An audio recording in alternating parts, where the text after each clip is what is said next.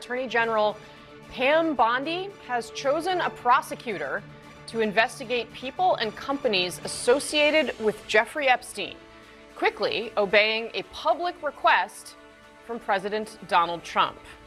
Bondi writes this, quote, "Thank you, Mr. President. SDNY U.S. Attorney Jay Clayton is one of the most capable and trusted prosecutors in the country, and I have asked him to take the lead," end quote.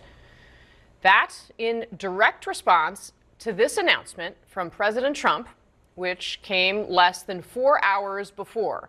The president wrote this, quote, "I will be asking AG Pam Bondi and the Department of Justice, together with our great patriots at the FBI, to investigate Jeffrey Epstein's involvement and relationship with Bill Clinton, Larry Summers, Reid Hoffman, JP Morgan Chase, and many other people and institutions," end quote.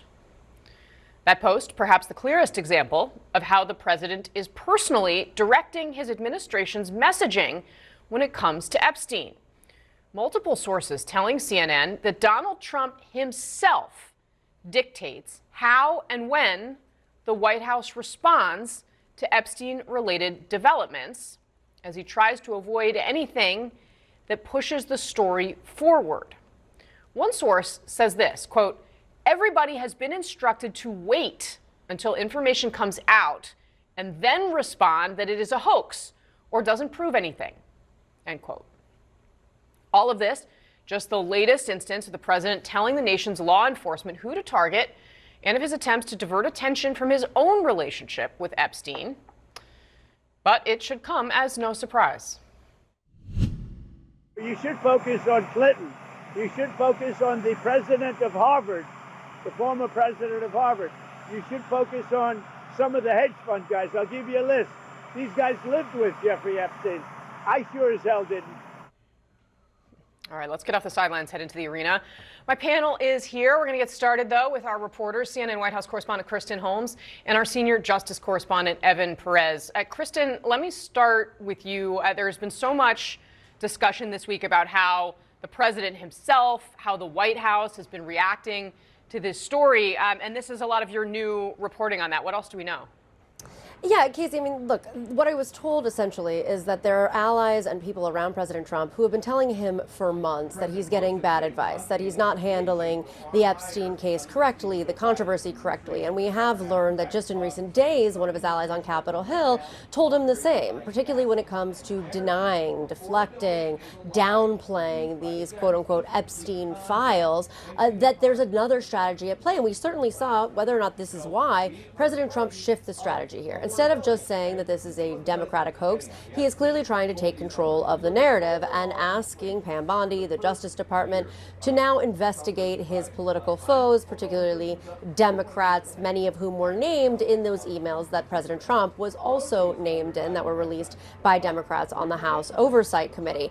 One thing to keep clear here is that it's not as though the Southern District of New York hasn't already investigated Epstein's ties to various high-profile officials. They at one point have not only gone through that, but decided that there is not enough evidence to charge anyone else. So a lot of this is, or at least seems to be, performative, but it is a notable shift when it comes to how President Trump is addressing this. All of this, of course, coming as it's become clearer to the White House, to the president himself, that that bill that to release the Epstein files is likely to not only be brought to a vote, but pass in the House. And there are many who believe it will then go on to pass in the Senate, and that's the inevitable. Now you're seeing, again, President Trump kind of shifting his tactics from being defensive to being offensive. Really fascinating. Evan, what do we know about who this prosecutor is that was just announced by the AG? Well, Jay Clayton has a good reputation. He is the U.S. Attorney in the Southern District of New York. He's a former chairman of the Securities and Exchange Commission. And what this does, this instruction from the Attorney General, it does put him in sort of a bind, right? Because you can see that she screenshotted the president's announcement, his social media post, which clearly says that what he wants is an investigation of prominent Democrats. In other words, that's what Pam Bondi appears to be endorsing here. So the question for prosecutors in Manhattan will be whether they're going to do a fulsome look of everyone who is associated with Epstein. Now, a couple of things have happened in the last few days that have really put this squarely back in the hands of the Justice Department. First of all, the Democrats surprised a lot of people with documents that they got from the Epstein estate that it's clear the Justice Department did not have. And so that put the Deputy Attorney General in a sort of an embarrassing position where he was tweeting at George Conway yesterday saying that the Epstein estate had hid documents from law enforcement. We got a pushback from the Epstein estate's attorney saying they did not hide anything. They simply responded to any requests for documents. So now the question is, will the Justice Department ask for these new documents, these documents that they did not already possess? And Casey, keep in mind, this summer, before they put out this the statement in July saying that there were no additional documents to be released, the Justice Department and FBI did go through everything they had and determined that there were no additional prosecutions that could be brought against anyone associated with Epstein.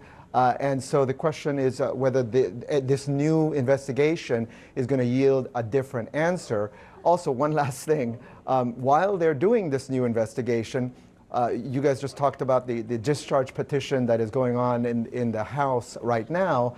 What this means is that there are no documents that the Justice Department is going to be able to turn over, because during an ongoing investigation, their practice is to not release documents that are subject of an investigation. So what that means is that we are now back into a holding pattern, right? They're not going to be able to release any new documents so long as that investigation is ongoing. How convenient. Kristen Holmes, Evan Perez, thank you both. Thanks. Really appreciate your time today. All right, our panels here in the arena: national political reporter for Axios, CNN political analyst Alex Thompson, CNN legal analyst, former federal prosecutor Elliot Williams, former DOJ Director of Public Affairs Sochi Hinojosa, and Republican strategist Shermichael Singleton. They're both CNN political commentators. Welcome to all of you. Thanks for being here. Elliot, this is looks like a day for you. Oh, no. But actually, this point Evan just raised there is a really good and interesting one. Can you dig in a little bit to, I mean, whether they could be using it for this reason, right? Attempting to launch this investigation basically to keep these documents from seeing the light of day.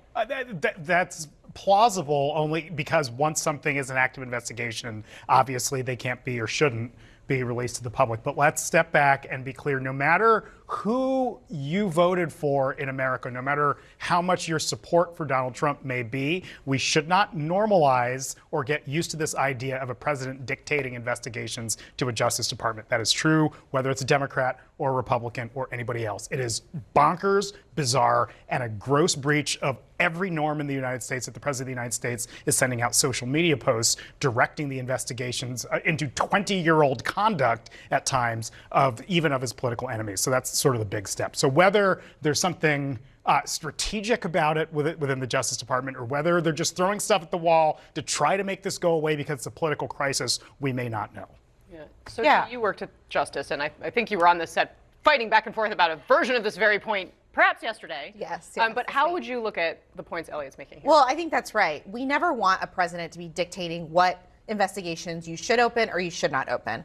I'll also note is that you never start investigations based off of a political affiliation. So the fact that the president is naming off a number of Democrats, you don't do that. You investigate people based on the crime, and then if it leads you to a Democrat or Republican, then that might be the case. In this instance, obviously Donald Trump is one of the people that is mentioned. So they can't necessarily reopen an investigation and start looking at everything, because that potentially means looking into Donald Trump.